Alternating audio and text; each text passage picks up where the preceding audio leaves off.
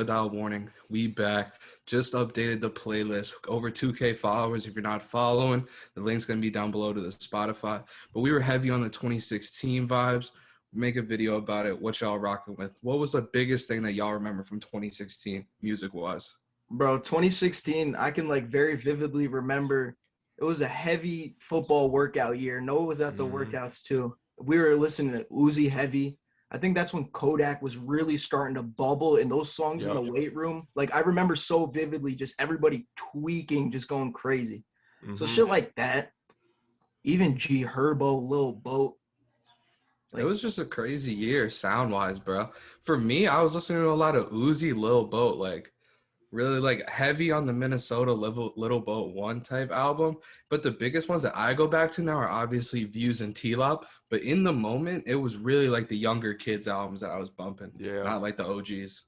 I feel like another memory that I have strong from that year was like at all the fires and just hanging out at kickbacks, starting to go to parties, and we would have Views in heavy rotation. Like Control and One Dance really just ran that summer, and we also had Coloring Book in rotation a lot. That was probably the album that made me get into Chance and then go back and listen to all his other albums, which I really enjoyed at that point. And then T-Lop also was crazy when it came out. I mean, and it's still crazy now. It aged so well. Just from the beginning, like Ultra Light Beam, Father Stretch My Hands, and Insane. That's just like an insane way to start the album. And then the back end of that album, from like kind of like Waves and like Fuck My Life to the end, with Saint Pablo, which I think is one of his best tracks, one of the best Kanye runs, in my opinion. Yeah, let's talk about T-Lot, bro. That album was insane, bro, to be honest. It first off, it started out very, very heavy. Even like the beginning, I wasn't really ready for like Father Stretch My Hands and Ultra Light Beam. So when that first came out, I could not stop listening to Ultra Light Beam, period. In 2016, that was probably my most listened to song. But then when he added like St. Pablo and shit, that shit grew heavy. By like 2018, I was just like so big into the T-Lop stage that I was like, this dude Kanye is like the greatest. Even though I felt like I was kind of gassed in that album because I like didn't listen to the older Kanye as much. But T-Lop was pressure, vivid pressure in 2016.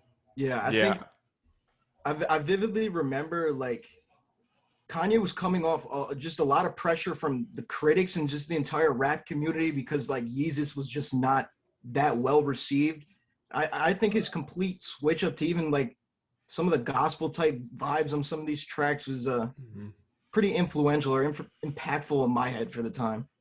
Yeah, I feel like if we also can't talk about that era, if you can't talk about Birds along with T-Lop, because those two albums for me were like really hand in hand. Because like I feel like after T-Lop and everything, Yeezus started to really, really grow on people. Like 2016, 2017 is when you really started to hear people be like, Yeezus is a great album, like one of the best Kanye albums, period. And a lot of that was kind of like, I feel like because Travis Scott was starting to become so big. And personally, Birds is my favorite Travis Scott album in 2016 when that dropped. Crazy. I love Birds, period. One of the best trap albums, Travis Scott albums, period. We need to talk about that more.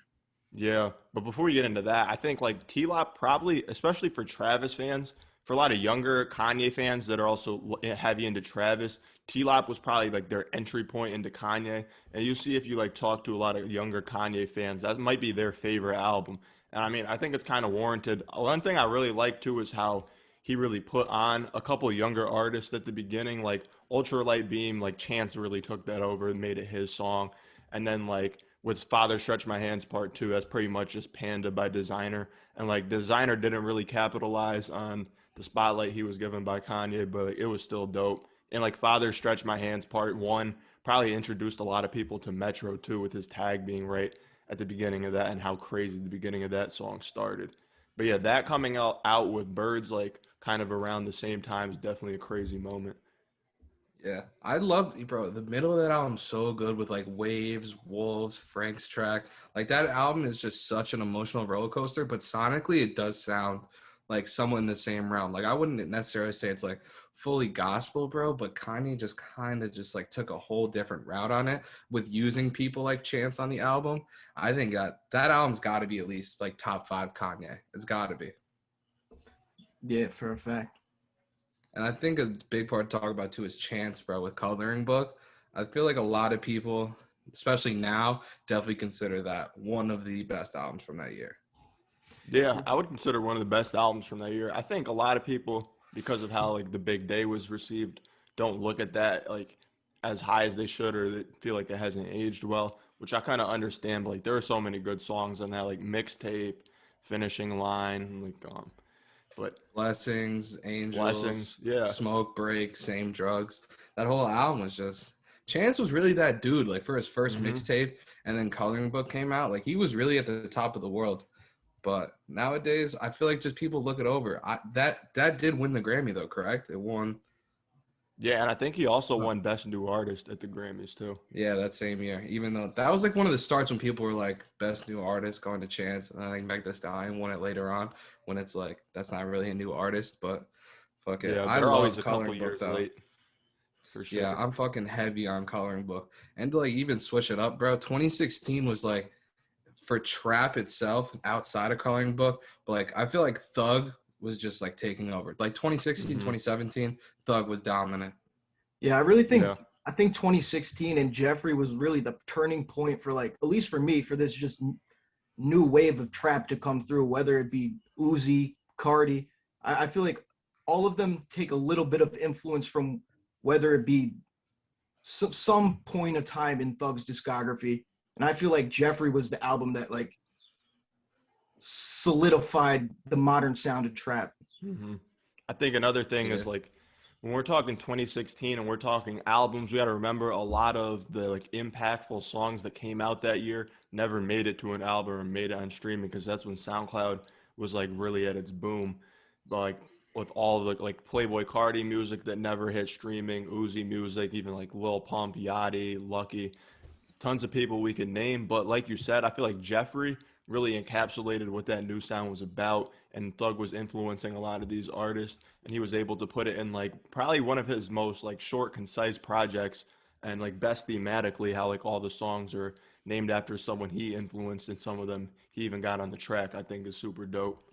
Yeah. I just think the one thing that every single person that enjoys trap music like comes upon and like always praises at a high is Jeffrey. Like I don't think anyone will ever like there's not many trap lovers that'll really go back and tell you Jeffrey is a bad album. Everybody puts that as like a top 3 staple. I think there's a reason for that. I think a lot of it was like the first time people started like to listen to like what he was really putting out. It's not the singing, but just like the changing of like voice inflections, just the way that he sounds in Hmm. general when making music, especially on that album. Like Barter 6 was a lot more trap heavy. Like 1017 Thug was like a lot more general trap heavy, what people would consider trap, like Gucci and stuff like that. But when the fucking Jeffrey album came out, it was insane. And I wasn't like crazy on it, but I know Joey was definitely like big on the Thugger. Yeah, 100%. I think you definitely got to give credit stylistically. Like back then nobody thought the one of the best trap albums of all time would have an artist in a dress on the cover. Like from where trap Yeah. originally started, it was not about being vulnerable or like expanding fashion limits. So I think just all in all, it encapsulates like whether you see how Uzi dresses now, Cardi, Hmm. like it is legit the turning point for how we see trap nowadays. Yeah, I'm just heavy on like the people are like his voice sounds weird. He's singing terribly, bro. I don't know what people like try to talk about when they hear that stuff, but I think it sounds crazy. Like when he really goes in on like voice runs and like just using his actual like singing, that's my favorite part of Thug. Yeah. Even like people say it sounds gross or like his voice is just stretching, but I like, bro, he turned that into like really some shit. And then when he went on to Beautiful Thugger Girls, those 2 albums back to back are just so I mean technically Jeffrey's a mixtape, but still like those projects back to back certified Thug. And I didn't really see that in like 2016 was like, yo, Thugger's the GOAT because I was so heavy on Kanye and shit. But like Thug was really that dude. And then when everyone looks back, they know who it is. Hmm. Yeah, and like you Yeah. said, you like we usually see artists kind of try to stick to one vocal presence or sound, but like all throughout Jeffrey, you hear him whether it's on a track like Harambe where he has this like deeper vocal presence, or just something like Wyclef where he just completely spikes his his vocal pitch. It's kind of insane for him to just weave Hmm. in and out of sounds like that. Yeah. 2016, I mean, for Thug was such a prolific year, dropping multiple projects. I think like Uzi, you got to put in that conversation too. Drop Lil Uzi Vert versus the World. and Perfect Perfect Love Love Tape. Tape back to back, like just crazy albums, both of them. Lil Uzi Vert versus the World would probably always be my favorite Uzi album, just because like that was the one that really introduced me to him, and as well as like I think it's only like 9 tracks. It's so concise, but it offers you like a glimpse of everything you're gonna see from Uzi to come. Like starting off with Canadian Goose, where he's just really rapid fire rapping, showing off like all his crazy punchlines as well as his vocal presence. But then you got songs like Grab the Wheel or like Baby Are You Home, where we see like a glimpse of like his melodic capability, and like just like songs like EXO Tour Life or like The Way Life Goes that he would go on to make. And like I feel like this Lil Uzi Vert versus the World doesn't really have as much of his like best songs like those that came on Love Is Rage 2, but just so consistent from top to bottom. Dude, that's the album. For me in 2016, that album is the one that I definitely listened to the most. And just top to bottom, like you said, it doesn't have the biggest hits. I don't think it has some of his best songs necessarily, but it is what allowed him to make those best songs. Like a Mm-hmm. lot of those songs really come from like the style and the impact that that album did have, bro. Like this was an album that no one put Lil Uzi on the map. Like he wasn't like put on by a big label, anything. These albums have no features. It's just Uzi, and he would just like put out a hit, like literally every single song. I don't skip any of these songs, period. Like I go all the way from Canadian Goose all the way down to Sky and Ramona, like literally top to bottom Yeah. if you listen to Thing. I don't And I think just think, I think Drama and Canon definitely do not get enough credit for just executive producing the entire album. Mm-hmm. Like back then, we would usually see like a mass flood of songs on somebody's debut mixtape or debut album, I should say. And for it to be that concise and that good all throughout is kind of brazy.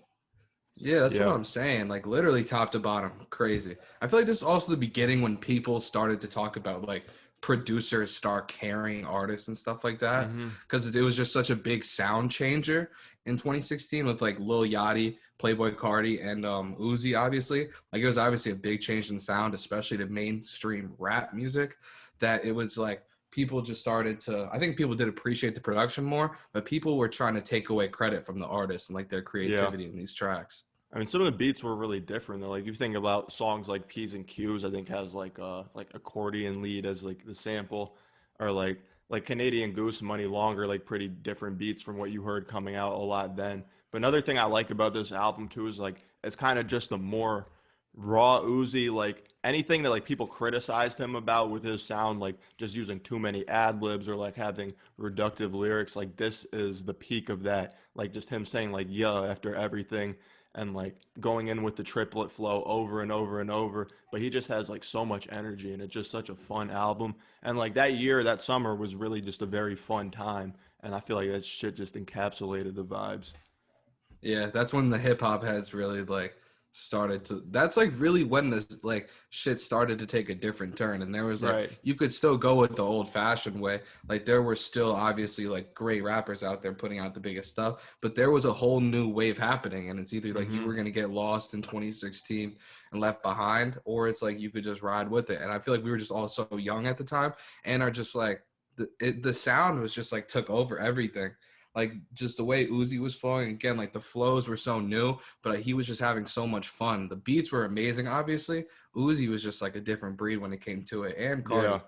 I think this album is just like Uzi really finding and solidifying his identity too, because like if you listen to Love Is Rage, it's similar, but there's still like that element of him just like really rapping and like trying to prove he's tough, prove he can rap. And you have a little bit of that too here on like songs like Canadian Goose, but it's really just him accepting like who he is, what people like him for, and like leaning into that style, like understated lyricism, but just like having a great flow and like contagious energy on the song.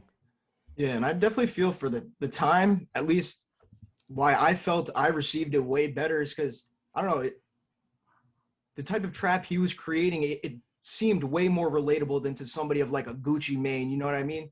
It just seemed like he was having a Mm-hmm. lot. It was very anti-establishment, just having a lot more fun. It was very free flowing, not just the traditional structure of what trap usually was. Facts. Yeah.